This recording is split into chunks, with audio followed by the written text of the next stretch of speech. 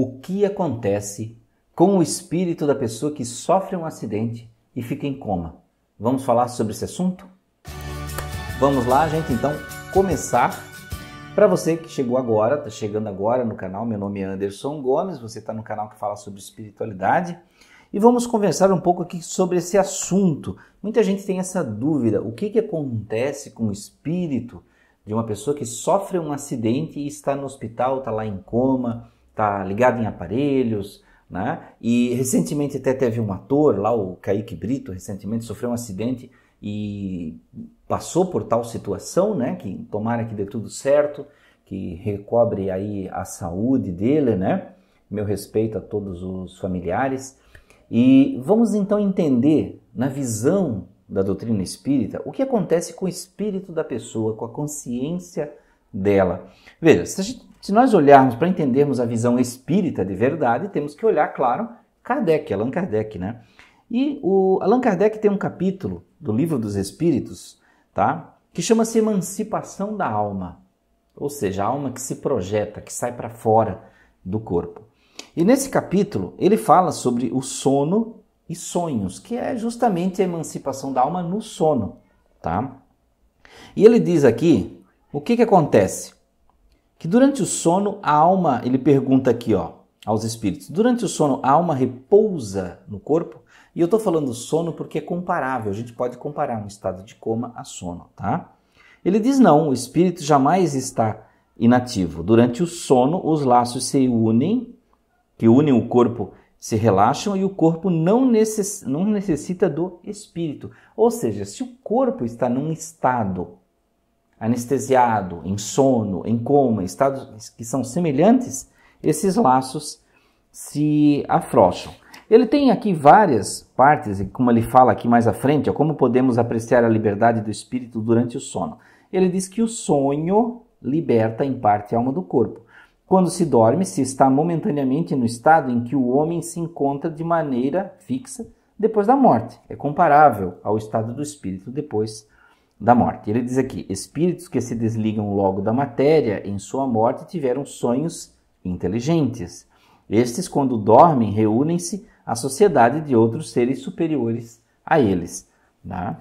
Então, essa é uma explicação aqui. Tem muita coisa, gente. Eu não vou ler tudo, senão vai ser um vídeo extremamente extenso e somente lendo Kardec, tá? E tem uma outra parte que eu gostaria de ler para finalizar as leituras aqui, ó, que ele diz na questão 407. O sono completo é necessário para a emancipação do espírito? Ele diz, não, o espírito recobra sua liberdade quando os sentidos se entorpecem. Ele aproveita para se emancipar de todos os instantes do repouso que o corpo lhe dá.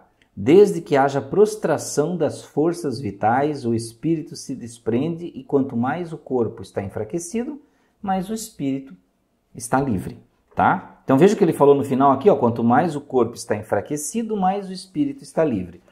Não só no sentido enfraquecido, mas no sentido de relaxamento. Ele fala mais adiante sobre isso também.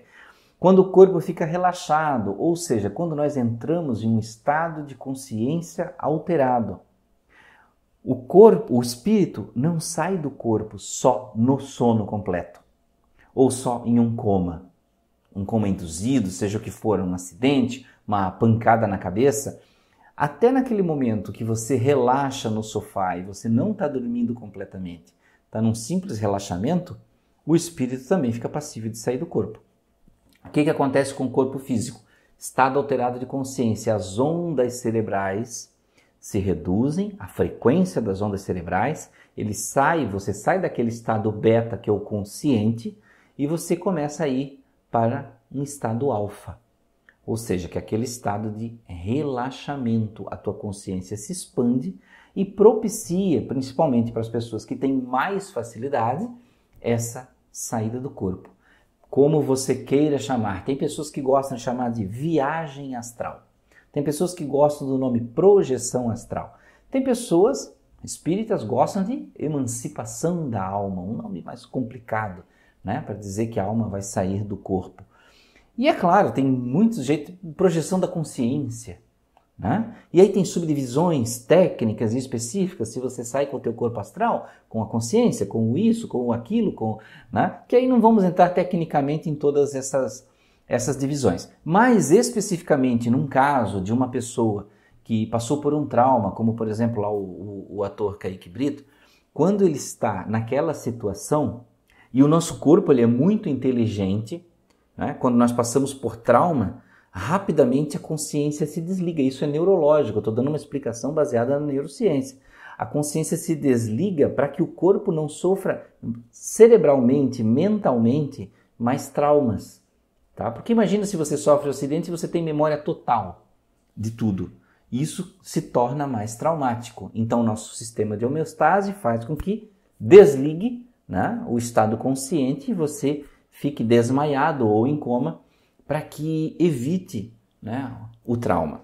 E aí, o que acontece naquele momento? Muitas pessoas, existem estudos sobre isso, existem estudos, relatos, documentários que são científicos, que demonstram que as pessoas relatam coisas que acontecem durante esse estágio.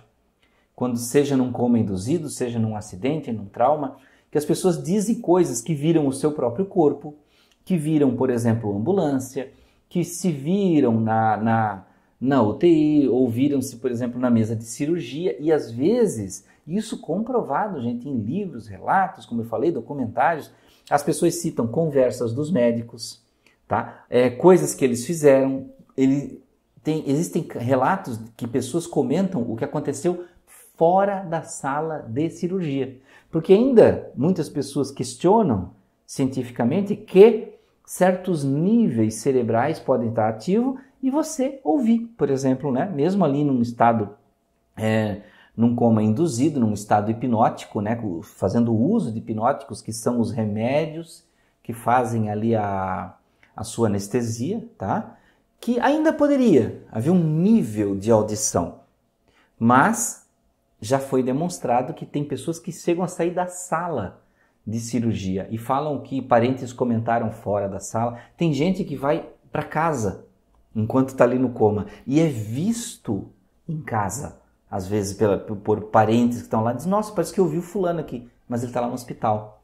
Né? Então isso acontece muito, gente, existem muitos relatos sobre isso. E o que o espírito faz? Geralmente ele fica muito bem, de modo geral, fica muito bem. Ele acompanha o caso, ele observa, espíritos mais habilitados, pessoas mais conscientes do bem, acabam até consolando seus parentes enquanto estão ali naquele processo.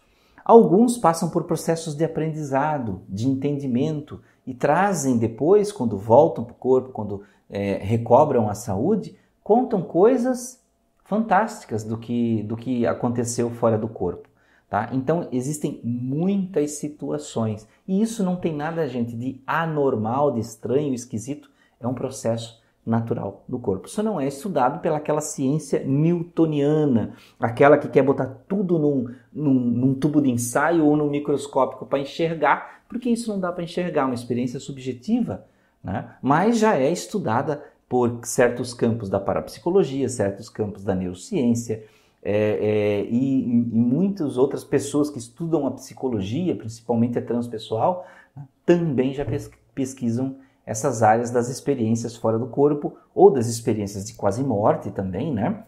Então, tem muito caso para se pesquisar. Se você quer um livro para pesquisar situações semelhantes, por exemplo, tem Canais Ocultos do Espírito, que é um livro de parapsicologia, tá? Do campo da parapsicologia, que é da Louise Heine, tá?